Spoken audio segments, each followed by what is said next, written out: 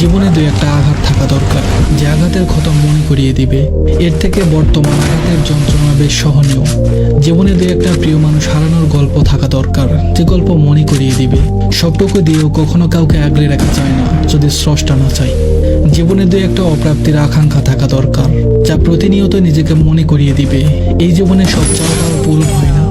জীবনে নিজের বলতে দু একটা অপ্রিয় সত্য থাকুক, যা মনে করিয়ে দিবে আমি নিজেও ষোলকলা খাঁটি নয়, এতে অহংকার চলবে না নিজের মধ্যে। জীবনে দু একটা নির্ঘুম রাতের অভিজ্ঞতা থাকুক, যা প্রয়োজনে মনে করে দিবে ঠিকমতো ঘুমাতে পারাটাও কত বড় নিয়ামত। মাঝরাতে শ্বাসকষ্ট ওঠা মানুষটা জানে চোখের পাতায় ঘুম নিয়ে চোখ মিলে রাখা কতটা কষ্ট। জীবনে দুই চারটা হেরে যাওয়ার স্মৃতি থাকা দরকার, এরা প্রতিকূল সময়ে মনে করিয়ে দিবে হেরে যেও বেঁচে থাকা যায়।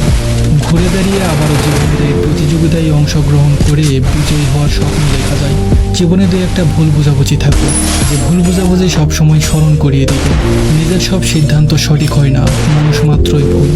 এই জীবনে নানান রকমের প্রতিকূলতার নানান রকমের অভিজ্ঞতা থাকুক, যা আমাদের প্রতিনিয়ত মেন্টাল ম্যাচিউর করবে, যা আমাদের চারপাশের মানুষকে ভালো রাখবে।